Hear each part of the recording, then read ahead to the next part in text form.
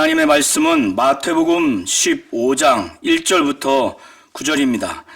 그때 바리새인과 서기관들이 예루살렘으로부터 예수께 나와 이르되 당신의 제자들이 어찌하여 장로들의 전통을 범하나이까? 떡 먹을 때 손을 씻지 아니하나이다.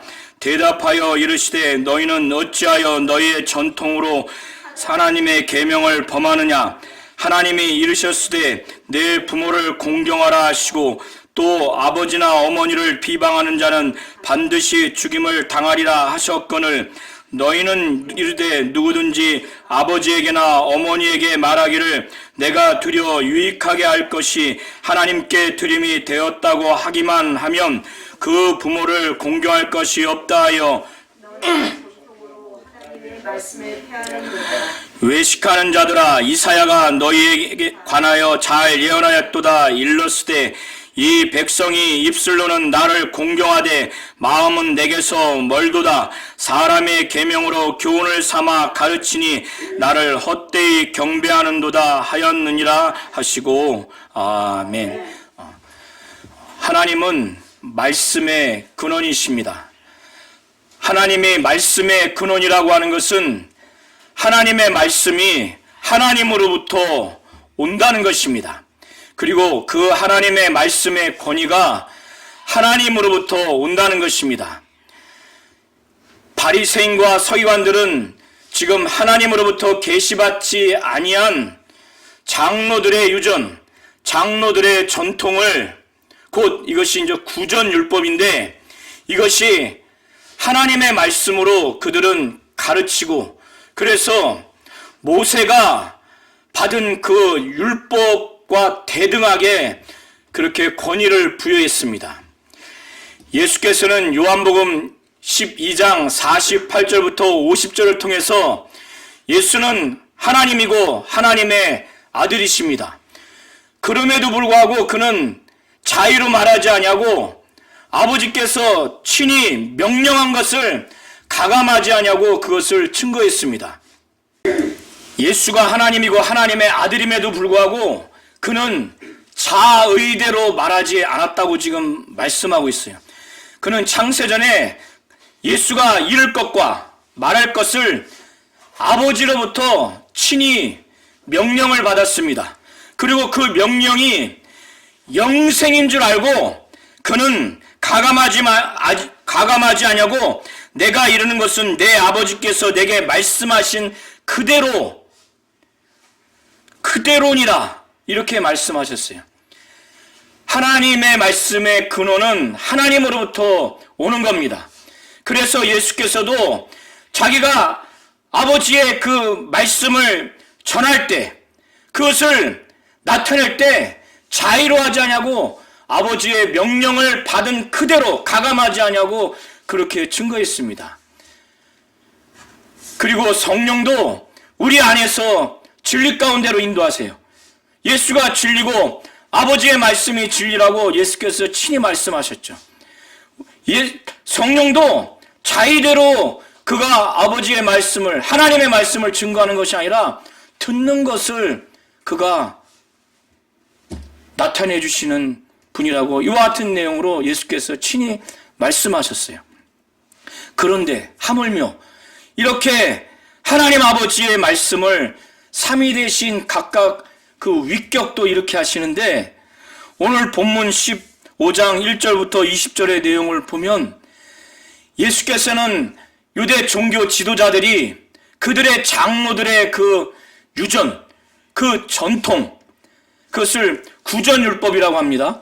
이들은 시내산에서 모세가 하나님이 여호와의 사자를 통해서 계시한 그 율법 중에서 글로써 적은 그 문서화된 율법도 있고 말로써 구전으로 전한 율법도 있다고 이 두 가지 율법이 있다고 이렇게 이들은 조상 때부터 그렇게 생각을 했어요. 그래서 이거를 장로의 유전, 장로의 전통, 구전율법이라고 하는 겁니다. 그래서 그들은 시내산에서 하나님으로부터 글로써 문서로 된 율법뿐만 아니라 말로 구전으로 전한 그 율법을 모세가 계시받아서 이 모세가 제사장들에게 계시를 하고 그 제사장들이 예언자들, 선지자들에게 계시를 하고 그 선지자들이 율법학자에게 계속 전해서 이 예수 당시까지 왔다고 이렇게 생각을 하는 거예요. 그러다가 이것이 AD 한 200년 중엽 무렵에 글로써 집대성됩니다. 글로써 작성이 돼서 이게 아주 어마어마한 양으로 집대성이 되는데 그것이 이른바 미시우나라고 해요. 이들이 갖고 있는 그 본래 의도는 율법이 워낙 원론적이고 모든 생활에 적용하기가 어려우니까 율법을 실생활에 적용하다 보면은 야 이게 먹는 문제, 또 자는 문제, 또 입는 문제, 사람과 대하는 모든 구체적인 상황들에 대해서 율법이 다 세세하게 규율을 하고 있지 않다 보니까 이 구전율법이 그것을 아주 세부적으로 규칙화하는 그 역할을 한 거예요. 그런데 이것이 본래 의도였는데 이것이 나중에 악용되고 오용됩니다.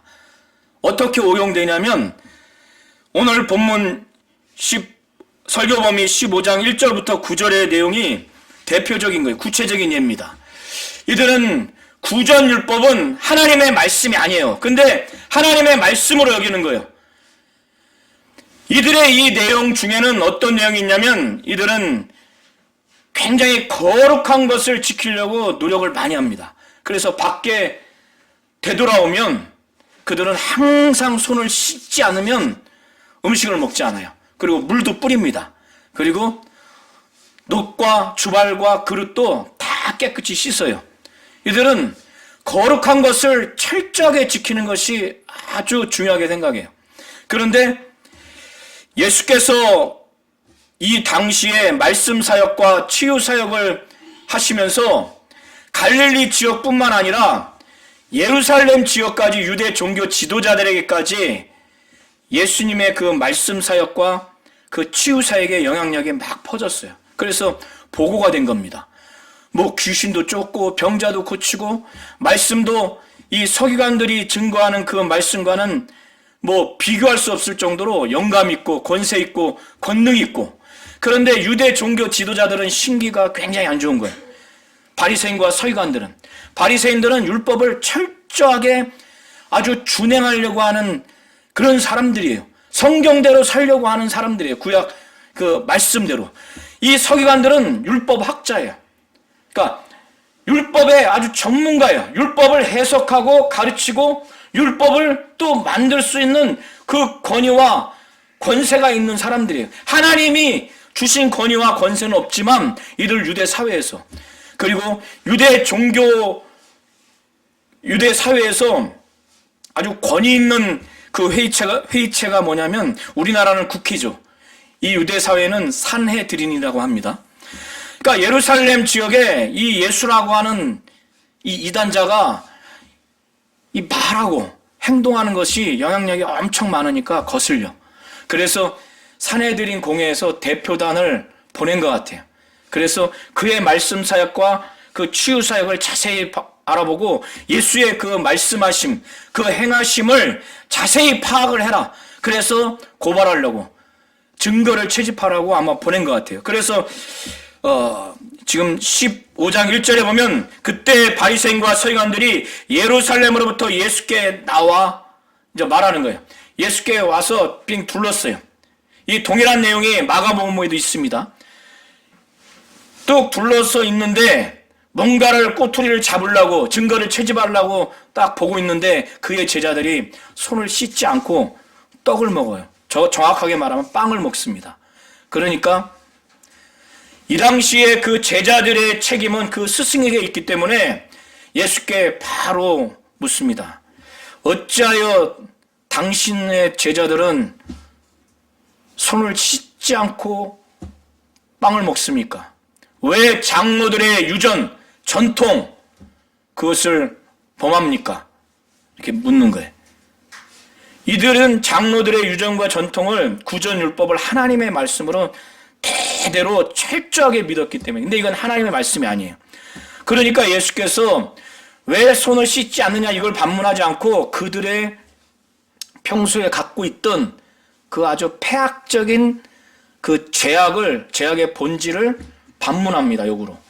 너희들은 너희들의 그 전통을 지키기 위해서 어째서 하나님의 말씀을 잘 저버리느냐? 왜 그거를 범하느냐? 이렇게 반문을 해요. 우리가 하도 많이 들어서 그렇지 바리새인과 서기관들이 예수 외에는 아무도 무시할 수 있는 사람이 아니에요. 철저하게 율법에 한 말씀이라도 막 그 말씀대로 살려고 하는 사람들이에요. 그렇기 때문에 몽학선생, 그 율법 지도자들 몇 명이 모이면은 성경을 그대로 뺏겨서 쓴다고 할 정도예요. 완전히 외우고 있는 정도예요. 그리고 율법의 1.1핵이라도 이들은 철저하게 지키려고 하는 사람들이에요. 하나님이 보실 때, 예수가 볼 때, 하나님과 예수는 그 사람의 마음도 중심도 다 볼 수 있는 사람이잖아요. 그러나 사람은 그 사람의 마음과 생각을 알지 못하니까 이 바리새인과 서기관들을 정말 바늘 하나 가지고도 빈틈을 찾을 수가 없어요. 그러니까 이들은 늘 자신들 외에는 죄인이라고 생각하는 거예요. 그 자부심이 대단합니다. 우리가 하도 성경을 통해서 예수가 막 뭐라고 하니까 이 바리새인과 서기관들이 형편없는 것처럼 보이는데 사람의 눈으로, 사람의 기준으로는 범접할 수 없는 사람들이에요. 이들의 이 거룩함. 이들은 일주일에 2번 금식하는데 성경을 막 달달달 외워요. 이런 사람들을 향해서 말하는 거예요. 외식하는 자들이라고. 외식하는 자들이라고. 마음과 행동이 완전히 다른, 겉과 속이 다른 외식하는 자들이라고. 너희들의 그 입으로는 하나님을 공경한다고 하면서 너희들의 마음은 하나님과 멀다는 거예요. 말은 하나님의 말씀을 지킨다고 하고 하나님을 공경한다고 하고 하나님을 정말 예배한다고 그렇게 하지만 마음은 하나님으로부터 멀다는 거예요.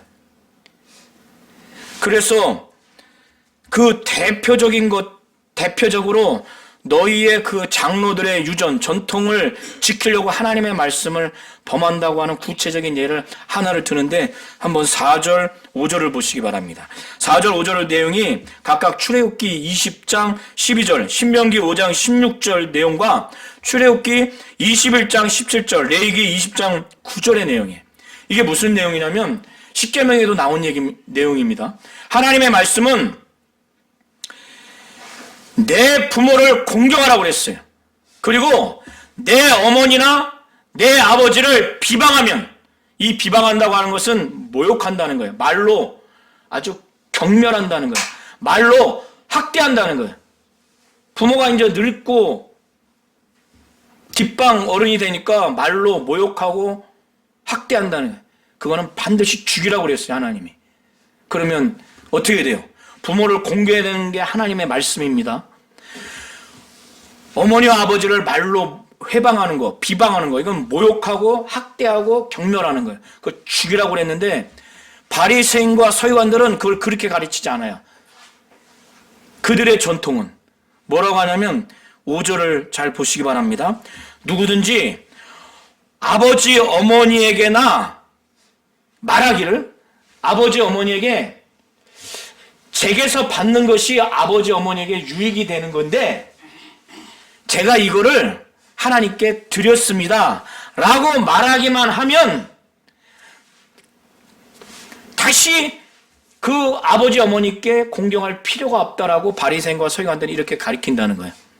여기서 공경한다고 하는 것은 당연히 마음으로는 당연한 거니와 이 율법에서 공경하라고 하는 것은 물질적으로 보양하라고 하는 것이 포함되어 있는 거예요. 그런데 하나님의 말씀 뭐라고 그랬어요? 4절 보세요. 신명기 5장 16절과 출애굽기 20장 12절에 내 부모를 공경하라고 했고 어머니나 아버지를 비방하는 자, 회방하는 자, 말로 모욕하고 말로 경멸하고 능멸하고 막 뭐라고 하는 그런 자는 반드시 죽이라고 그랬어. 죽이라고 그랬어요. 죽여. 그런데 바리새인과 서기관들 그렇게 안 가리키는 거예요.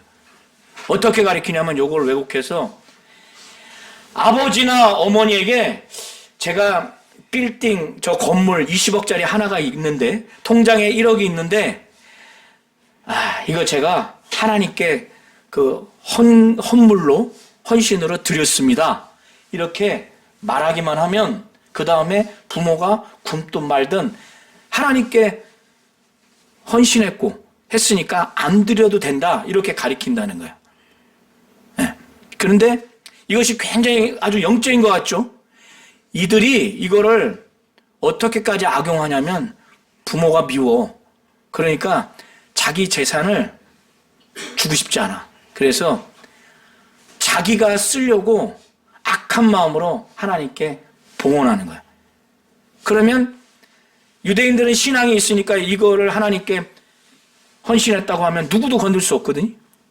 심지어는 자기도 쓰면 안 되는데 나중에는 어떻게 타락하냐면 자기는 써. 이런 식으로. 그리고 빚 독촉을 하면은 그 빚 채무 집행이 되지 않도록 또 이렇게 하나님께 헌신해. 이렇게 악용을 하는 거예요. 이걸 누가 가리키느냐? 바리새인과 서기관들이. 지금 5절 내용이 그 내용입니다. 이 한글이나 개역 개정에 이게 무슨 말인지 이해가 잘 안 될 거예요. 너희는 이르되 4절은 뭐라고 그랬어요? 하나님이 이르셨을 때라고 그러죠.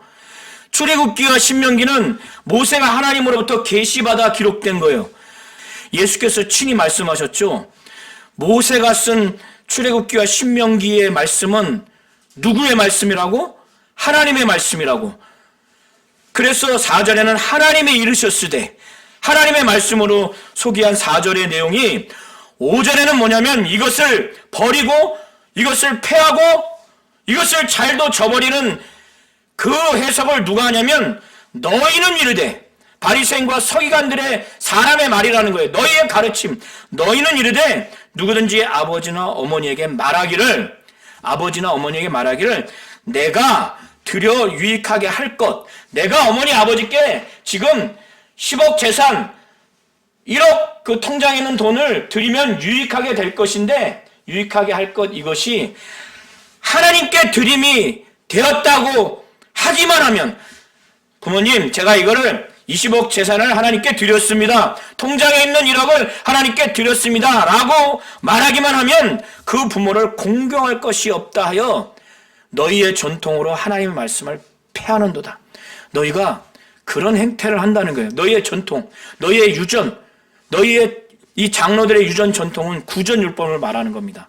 이거는 모세가 받은 것도 아닐 뿐더러 이건 하나님의 말씀도 아니에요. 근데 이 전통을 지키려고 하나님의 말씀을 폐한다는 거예요. 이거를 많이 행한다는 거예요. 잘도 저버린다는 거예요. 그래서 예수께서는 이 외식하는 자들아, 이 외식하는 자들이라고 하는 것은 연극에서 배우가 자기의 본 모습을 가리고 가면을 쓰고 연극하는 그 의미예요. 자기들의 본 모습은 마음은 하나님으로부터 멀면서 입으로는 하나님, 저 하나님을 예배합니다. 공경합니다. 이게 외식하는 자라는 거예요. 누구보다도 겉모양은 바리새인과 서기관들이 일반 사람들은 범접할 수 없다고 그랬죠. 정말 범접할 수 없습니다. 오늘날 찾아보기 대단히 어려워요.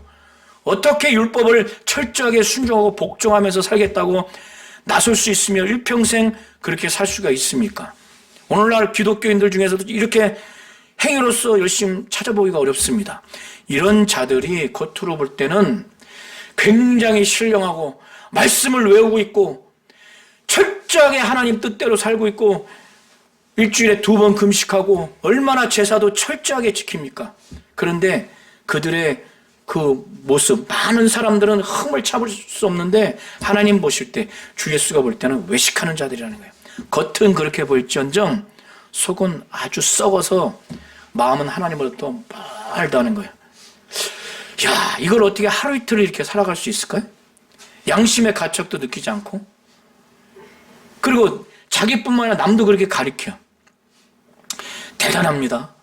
하나님의 말씀인 걸 안다면은 어떻게 자기들의 장로들의 유전과 전통, 구전율법을 하나님의 말씀을 폐한다. 여기서 폐한다는 의미는 완전히 하나님의 말씀을 파괴한다는 거예요. 하나님의 말씀을 막 무효화시킨다는 거예요. 어떻게 이런 행태를 할 수 있습니까? 오늘날 교리와 신학과 교회에 보면 여러 가지 규정이 있을 수 있습니다. 이것이 하나님의 뜻을 담고 있는 하나님의 말씀을 구체화시키는 역할을, 그 정상적인 순기능 역할을 하는 건 좋아요. 그런데 하나님의 뜻이 담겨 있는 하나님의 말씀, 성경을 대적하고 성경을 역행하고 하나님의 말씀을 폐하고 무효화시키고 파괴시키는 교리가 있다면, 신학이 있다면, 그 교회 규정이 있다면, 그 오래된 뭔가 제도가 있다면 그건 과감하게 없애버려야 됩니다. 이 장로들의 유전과 전통이 1, 2년 이렇게 됐겠어요? 이들은 이미 하나님의 말씀이라고 고착화될 정도로, 세뇌가 될 정도로 이렇게 돼버렸어요. 오늘날 우리 은혜의 진리교회도 지금뿐만 아니라 앞으로도 어떤 신학, 어떤 교리, 어떤 규정, 어떤 사람들의 제도, 이것이 성경을 구체화하는 거면은 좋아요.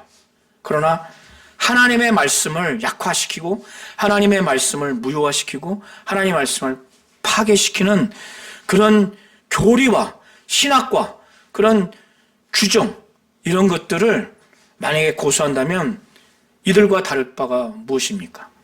우리 성도님들은 교회든 가정이든 어디든 하나님의 말씀을 폐하거나 하나님의 말씀을 파괴시키는 그런 어떤 것도 배겨가시기를 예수의 이름으로 축원합니다.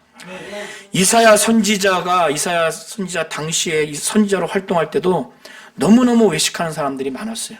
그들이 하나님을 예배하고 공경한다고 하면서 마음은 멀 것을, 이 이사야 선지자가 하나님의 감동을 받아서 예언한 그 예언이 정말 잘 됐다. 예수는 보는 거야. 예수님 당시의 바리새인과 서기관들을 보면서 이사야가 너희들에 대해서 예언을 아주 잘했다. 그러면서 이사야서 29장 13절의 내용을 인용하는 겁니다. 우리 한번 8절, 9절을 다 함께 한번 합독하시겠습니다. 시작. 이 백성이 입술로는 나를 공경하되 마음은 내게서 멀도다. 사람의 계명으로 교훈을 삼아 가르치니 나를 헛되이 경배하는도다 하였느라 하시고, 사람의 계명으로 교훈을 삼아 가르치니 나를 헛되이 경배하는도다. 하나님은 말씀의 근원이십니다. 하나님의 말씀은 누구로부터 오냐면 하나님 아버지로부터 나오는 거예요. 그거를 가장 적나라하게 있는 그대로 보여주신 분이 바로 예수입니다. 그리고 성령 받은 우리 모든 성도들을 통해서 성령은 하나님의 뜻만을 우리 안에서 말할 수 없는 탄식으로 기도하기 원하시고 우리를 진리 가운데로 인도하기를 원하시는 거예요. 예수는 친히 말씀하셨어요. 내가 진리고 아버지의 말씀이 진리라고. 아버지의 말씀대로 예수께로 자꾸 우리를 인도하기를 원하는 거예요. 예수는 이 바리새인들과 서기관들의 그 아주 극악무도한 폐악의 본질을 이걸 본 거예요. 이걸 보면서 이 논쟁을 무리들이 다 듣고 있지 않았겠어요? 그래서 무리들을 불러서 듣고 깨달아라. 사람이 더러워지는 것은 밖에서 사람 안에 들어가는 것.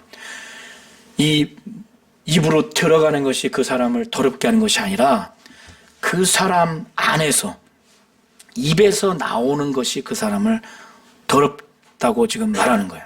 그러면서 예수께서 이 얘기를 바리새인들이 입장에서 들으면은 어떻게 했어요? 바리새인들, 서기관들은 유대 종교 지도자들이고 권위가 있고 존경을 받는, 또 존경을 받고 싶은 사람들인데 그들이 예수의 이 말씀을 들었을 때 얼마나 무시당했겠어요? 얼마나 화가 났겠어요? 그래서 12절을 한번 보시기 바랍니다. 이에 제자들이 나와 이르되 바리새인들이 이 말씀을 듣고 걸림이 된 줄 아시나이까? 예수님, 예수의 이 말씀을 듣고 바리새인들이 걸림이 된 줄 아십니까? 이게 무슨 의미냐면 그들이 화가 났다는 거예요. 지금 화가 나서 화가 난 걸 아십니까? 아주 화가 났죠. 자기들은 유대 종교 지도자들이고 존경받고 권위가 있는 사람인데 예수의 이 말씀을 들으니 얼마나 화가 났겠어요. 그런데 예수께서 말씀하시기를 그들은 이제 멸망당할 자라는 거예요. 구약에 하나님이 하나님의 그 백성, 이스라엘 백성들을 어떻게 은유적으로 표현하냐면 나무를 심은 것처럼, 심은 나무처럼 그렇게 표현을 합니다. 그래서 시냇가에 심은 나무라고 표현이 되어 있는 구절을 아마 다 읽으셨을 거예요. 이게 하나님이 하나님의 백성들을 표현할 때 사용하는 은유 중에 하나예요. 이거를 사용해서 예수께서는 이 바리새인과 서기관들은 하나님이 심지 않은 자들이라는 거예요. 그래서 13절에 보면 심은 것마다 심은 것이 많은데 내 하늘 아버지께서 심으시지 않은 것은 뽑아버릴 거라는 거예요. 뽑힐 것이라는 거예요. 자, 우리 한번 성도님들이 생각해 보세요. 내가 지금 하나님이 심은 하나님의 사람인지, 내 가정이 하나님이 심은 하나님의 사람인지, 만약에 하나님이 심은 가정이 아니고 하나님의 심은 사람이 아니라면 지금 어떻게 된다는 거예요? 하나님이 뽑아버린다는 거예요. 예수님이 비유로 말씀하셨는데 이건 최종 심판 때 지옥 형벌에 떨어진다는 얘기예요. 이 바리새인들이 인생이 성경을 그렇게 잘 알고 율법을 몇 명 모이면 다 외워서 다 기록할 정도의 사람인데 하나님이 심지 않은 사람들이라는 거예요. 하나님이 지금 뽑아버린다는 거예요. 뽑힐 거라는 거예요. 그리고 화가 났든 뭐했든 간에 제자들에 가만 내버려둬라. 가만 내버려둬. 가만 내버려둬. 저들은 맹인이라는 거예요. 자기들은 맹인이라고 생각지 않는 거예요. 잘 본다고 생각하는 거예요. 하나님의 뜻을 누구보다 잘 알고 있고 영안이 열려서 성경도 다 외우고 있고 금식도 일주일에 2번 하고 있고 구제도 하고 있고 기도도 뭐 많이 하고 있는데, 그리고 이들은 장로들의 유전까지 구전율법까지 다 알고 있고 철저하게 지키려고 해서 하나님의 뜻을, 하나님의 말씀을 누구보다도 잘 알고 있다고 이들은 생각을 하고 있기 때문에 맹인이라고 생각지 않는데 예수는 그들이 맹인이라는 거예요. 하나님의 뜻도 알지 못하고 하나님의 말씀도 알지 못하기 때문에 그들은 맹인이 되어서 맹인을 인도하는 자라는 거예요. 만일 맹인이 맹인을 인도하면 둘 다 구덩이에 빠지리라. 멸망한다는 거예요. 다 지옥불에 던져진다는 거예요. 베드로가 이 비유의 말씀, 11절의 말씀, 입으로 들어가는 것이 사람을 더럽게 하는 것이 아니라 입에서 나오는 그것이 사람을 더럽게 하는 것이니라, 이 말씀을 깨닫지 못했어요. 그래서 집에 들어가서, 마가복음에 보면 이제 집에 들어갔다고 표현이 나옵니다. 베드로가 이 비유를 우리에게 좀 설명해 주세요. 근데 예수께서 답답한 거예요. 이쯤 되면은 좀, 이 정도면은 좀 깨닫고 알아들어야 되는데 너희도 아직까지 깨달음이 없느냐? 어? 이거 좀 깨닫지 못하니까 답답한 거야. 그래서 입으로 들어가는 것은, 입으로 들어가는 무슨 음식이든 손을 씻었든 씻지 않았든 들어가는 음식은 배로 들어가서 뒤로 나온다는 거예요. 배설한다는 거예요. 그래서 음식은 사람의 영혼과 그 마음과 육체가 도덕적으로 영적으로 더럽혀지는 것에 아무런 영향을 주지 않는다는 거예요. 오히려 사람을 더럽게 하는 것은 입에서 나오는 것들이 그 사람을 더럽게 하는데, 이건 마음에서 나오는데, 이 마음에서 나오는 것이 무엇이냐? 바로 악한 생각이라는 거예요. 우리 성도님들도 마음에 악한 생각이 많이 나오죠. 저도 막 괴롭습니다. 내가 생각지도 않는 생각이 막 불뚝불뚝 떠오르니까. 기분이 나쁘거나 의지가 약하거나 피곤하면 더 그런 생각이 나와요. 관계가 안 좋으면. 그리고 음란과 또 간음하는 생각. 간음은 다른, 내 아내가 아닌 다른 여인과 성행위를 하는 겁니다. 음란은 내 아내가 하는 성행위 아닌 혼외 성행위를 말하는 거예요. 음탕한 것들 다 마음에서 나와요. 마음의 이 생각을 못 자르듯이 자른다고 해서 잘려지는 게 아니에요. 도적질, 이런 것들을 전부 다 남자든 여자든 모이면 그걸 말해요. 어떻게 하면은 남의 것을 도둑질할까? 도둑질이라는 표현을 쓰지 않죠. 남의 것을 훔쳐옵니다. 그리고 비방을 해요. 그리고 악한 생각을 합니다. 그리고 남 죽이고자 하는 그런 살인 마음이 들어서 자기들끼리 모여서 그런 말을 하고 모의를 하고 행동까지 옮깁니다. 이것이 오늘날 이 세대에서는 이것이 더럽지 않은 것처럼 평가받을 수 있지만 하나님의 나라에 들어갈 수 있는가? 이런 사람들이 하나님의 거룩함을 두고 비교해 보십시오. 여러분이 가장 성령의 지배를 받았을 때, 하나님의 말씀에 지배를 받았을 때, 가장 영혼이 거룩한 상태, 심령이 거룩한 상태에 있을 때 이런 생각을 한번 비교해 보십시오. 얼마나 더러운가. 이것이 사람을 더럽게 만드는 거예요. 혼에 정사를 하고 음란하고 음탕한 것을 말로 하고 행동을 하고 그런 삶을 사는 사람 거룩합니까? 깨끗합니까? 사람을 한 사람 죽이고 두 사람 죽이는 게 거룩합니까? 거룩하신 하나님과 거룩한 하나님의 나라에 그 사람이 들어갈 수 있는가 비교해 보십시오. 얼마나 더러운데. 남 사기치고 남 비방하고. 예수께서는 바로 저도 법정에서 뻔히 알면서도 거짓 증언하는 자를 볼 때 아주 그 사람 볼 때 어떻게 저럴 수 있을까? 그런데 하나님 보실 때 저런 사람이 얼마나 더럽겠어요. 예수께서는 이런 것들이 사람을 더럽게 하는 것이요 씻지 않은 손으로 먹는 것은 사람을 더럽게 하지 못한다는 거예요. 그래서 예수께서는 마가복음에 모든 음식은 깨끗하다고 이렇게 말합니다. 레위기의 11장에 부정한 음식과 정한 음식을 이미 말씀했는데 예수께서는 그걸 무시한다고 여길 만큼, 바리새인과 서기관들이 무시한다고 여길 만큼 담대하게 모든 음식은 깨끗하다고 이렇게 말하면서 마음에서 나오는 이 악한 생각이 그 사람을 더럽게 여긴다는 거예요. 이 당시에 바리새인과 서기관들이 마음에서 나오는 생각은 악하면서 마음은 하나님께로 멀면서 말로써 하나님을 예배하고 하나님을 공경하는 이것을 지금 전제로 하고 지금 말하는 것일 것입니다. 우리 성도님들이 잘 아셔야 할 것은 하나님은 말씀의 근원이세요.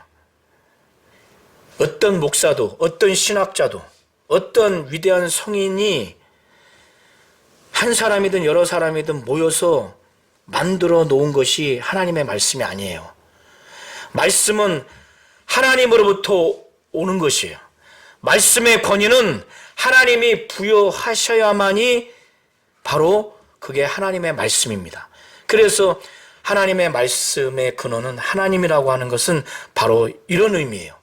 사람이 하나님으로부터 오는 하나님의 말씀을 자기들로부터 오게 할 수 없어요.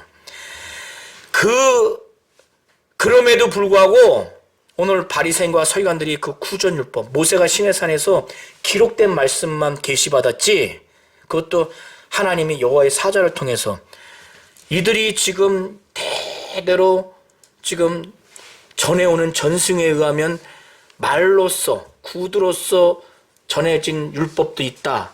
이거는 다 거짓이에요. 그리고 그것이 하나님의 말씀도 아니에요. 혹 구전율법이 있다 손 치더라도 하나님의 말씀이 아니라는 거야. 이런 것을 가지고 하나님의 말씀을 막 파괴시키고 폐하는 이런 것을 예수는 지금 지적하는 겁니다.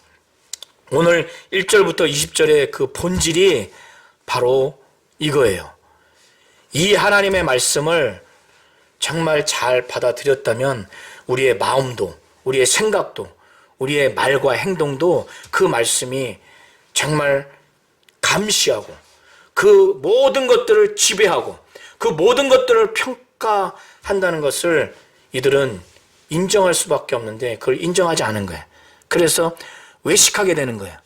저와 우리 모든 성도님들은 하나님의 말씀이 하나님으로부터 근원됐다는 것을 우리 성도님들이 잘 아시고, 그리고 이 말씀을 가감할 수 없다는 것, 예수는 하나님이고 하나님의 아들임에도 불구하고 그 정도 되면 99.9999는 가감하지 않고 0.00001%는 가감할 수 있는 분으로 얼마든지 권위와 권세가 있는데 예수는 가감하지 않았어요.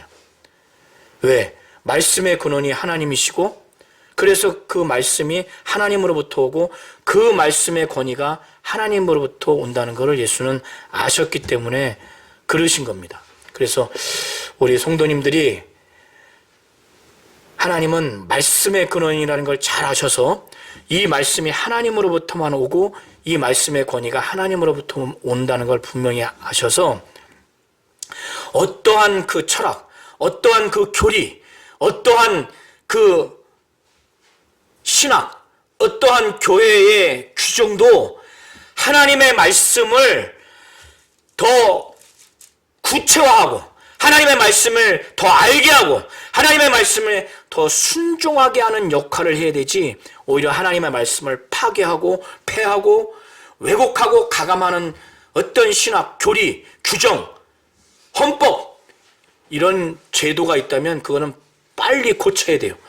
또 그것을 전면적으로 폐기해야 됩니다.